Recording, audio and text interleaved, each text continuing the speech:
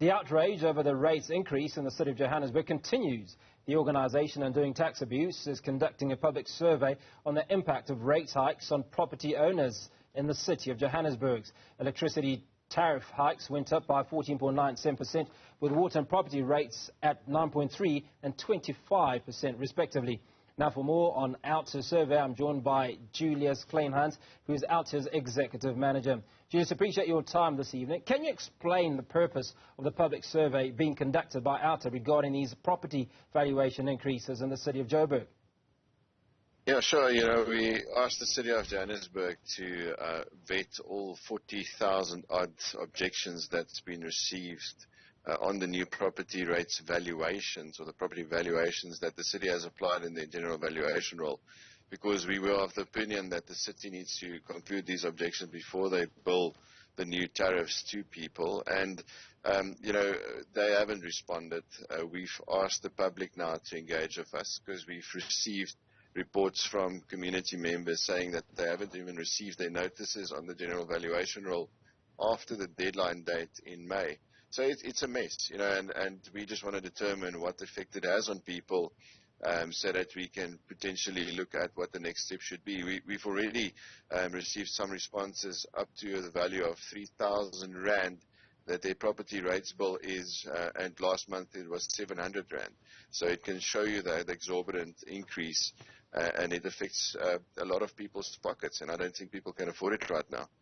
Now, you talk about 40,000 complaints. So whether you have 1 million homeowners or owners of property or 2 million, 40,000 seems like a huge number. Yeah, that's 6% that the city has quoted as well. And that's out of, like, as you said, it's about 950,000 property owners in the City of Johannesburg that's affected by these new property valuations. 40,000 is a big number, and we see that a lot of people did not understand what the general valuation role even means. So I think there's a lot more people that would have liked to participate. They just don't know what it means and how to do so. So there's been quite a public participation process driven by the municipality, under the guise of general valuation role. And I think now the problem is people are going to start feeling it as soon as they see their new bills with these new high rates. And, it was promoted by the city that there will be a lower property rates increase of only 2%, but that excluded the valuations that we've tried to warn the public on. But, these are unfortunately matters that sometimes you only hear over news channels, and we know not everyone is astute with that. So I think a lot of residents are unfortunately going to get big surprises this month when they get their bills. Well, I suppose there are two sides to every story, or there is a debit and a corresponding credit. And the residents certainly will be out of pocket, but not the same for the City of Johannesburg. Could this be the reason that they are not responding? Because I'd imagine that they stand to make a hefty sum from these increases. Of course. I think the city is in big financial trouble, to be honest with you. They've got financial systems that's not speaking to one another, which is really a big concern. Then the city has also budgeted for revenue increase. In this economic times, I cannot see how they're going to generate the revenues that they were speaking about. So, yes, there's this hefty increase on property rates and tariffs, but I don't think people can afford it. So people will start looking at alternatives. How do you save water? How do you rather use your borehole? How do you rather spend that money on solar instead of paying the city electricity? And then the property rates debate is a different debate. Obviously, folks who have properties of the value of 250 or 350,000 Rand upwards will be paying property rates. But yeah, I think it's just getting unaffordable, and we're already seeing this immigration taking place, where community members who can afford to move to cities like Cape Town, where you actually get your bang for buck. They retain asset value. And unfortunately, we see a lot more ratepayers leaving the city. Now, one of the things that you said earlier was that all of this was a mess, Julius. Now, is this mess a result of ineptitude? Is a mess because there is no justification for the increases? Yeah, look, I think the city should have looked internally first, and cut the fat, because we know that the city is spending money where they shouldn't. So that's the first thing. Just get back to basics. So see how you can actually save your residents money instead of just loading more of the burden onto them. But I think there's a lot of issues. There's incompetence in the city. We see a lack of proper service delivery. But that said, I must also say there's good officials in the city, but top leadership is questionable. I think with all the political tactics, chops and changes that we've seen over the last couple of months, it's got a direct effect on the administration. Which is sad, because the municipality's got a very clear mandate. They need to supply proper basic services so that the economy can grow on top of that. So how can political ideologies, or every political party that comes in has so much influence that budgets are relocated to other things? So it's absolutely a mess, and we've touched on the city's systems that's not talking to each other. That's really a big burden, and I think a lot of people are getting billed incorrectly, and then when they should be credited, and this is the information we're receiving currently from people, they're not, because the city is not, I think, as the funding to do so. And we also see that the city is in significant debt. We've spoken about city power in the past, that is paying about 36 million rand per month just on interest. So it's not looking good.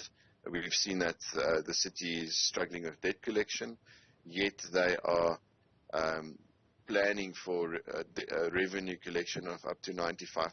It's just, it's a pipe dream. It's not reality, and I think now they're setting themselves up for even more of a failure. Is this a financial money-making scheme, if you will, by the City of Johannesburg? Obviously highlighted by the fact that you keep talking about how much debt they're in, how much money they need to raise, and the fact that they're not being responsive to complaints. Absolutely. I think, you can see the city is completely out of tune with its customers, and that's unfortunately a big issue. And if government could just see that customers are so important, in industry, there's different businesses fighting over the same customer, and unfortunately it's not the same thing in a municipality. So there's a disregard for that. But yes, they are, I think it's very tight. They are struggling financially, and we would rather recommend that they start focusing on just proper water provision, trying to save water losses, and there's already a lot. I think it's about 54% of the city's water is lost through leakage, non-revenue water theft. If they can start focusing on just plugging the holes, I think there would be a good enough of a business case not to increase property rates. In fact, if they can start being a bit more innovative and see how they can tap into communities' alternatives such as solar provision and so on, and buy from them, they can even reduce the costs. But the lack of proper maintenance, and I think the lack of political will, and then again, there's a big issue in the top leadership in administration, has led to this. So we're sitting in a municipality that is completely out of tune with its residents, adding more pressure on these residents, and there's some political dynamics in that as well.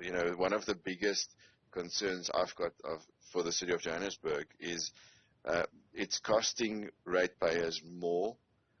They're getting much less of a service, and the quality is deteriorating. You can see the infrastructure is deteriorating, but yet people are flocking to the city for jobs. So the social reliance on the city for free basic service is getting higher. It's just not a sustainable model. So they need to go back to the drawing board and start getting serious about this. Well, there's been no response, or limited response, certainly from the complaints. What about your own engagement as OUTA with the City of Joburg? Have you had any response, and what is the way forward for you? Yeah, it's interesting. We've had a response from Group Financial Services on another matter that we've dealt with, and it was successfully dealt with behind the scenes, not in the public eye. But with the property rates, we've been a bit avoided. I think this is a very good revenue stream that the city is relying on.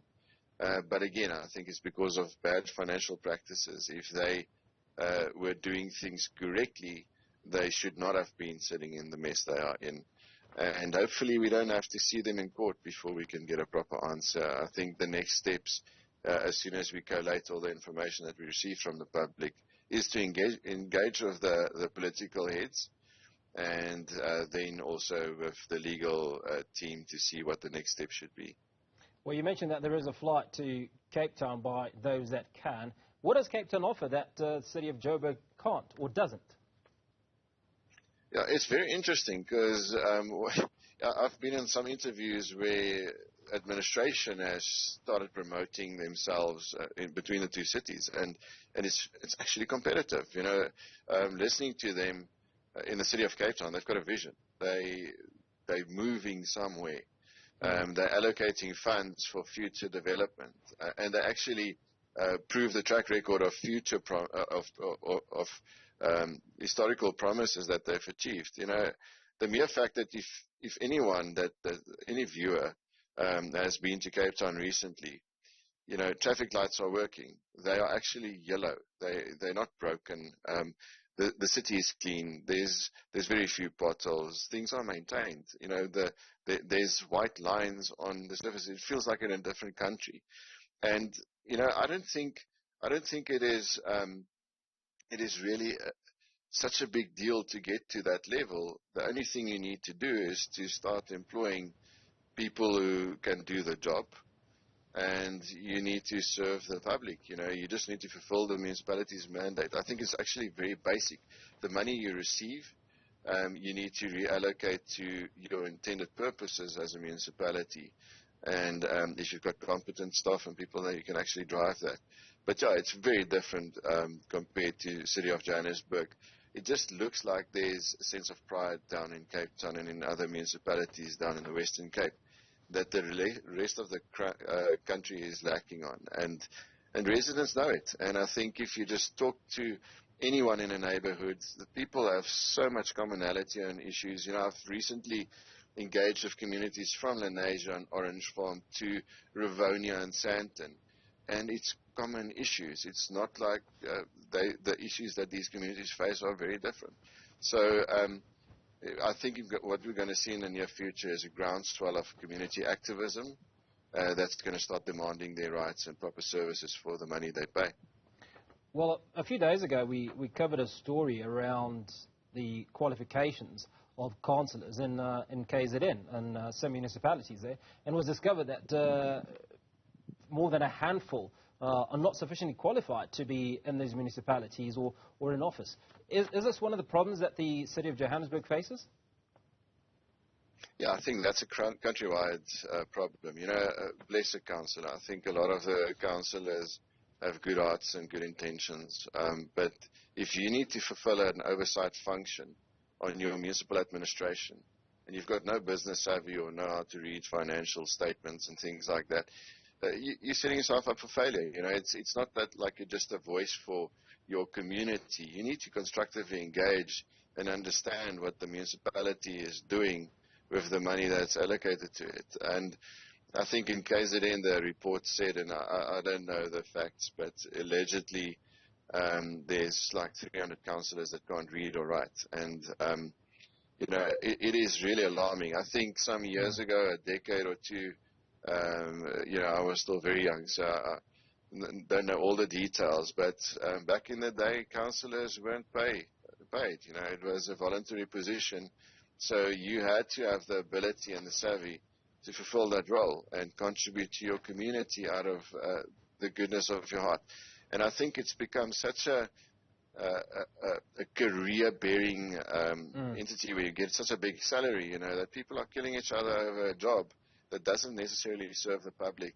And I think maybe councillors, the role of a councillor, the qualification of a councillor needs to be reviewed, because it clearly plays quite a big role. But that said, political power should not be influencing administration in municipalities as it is.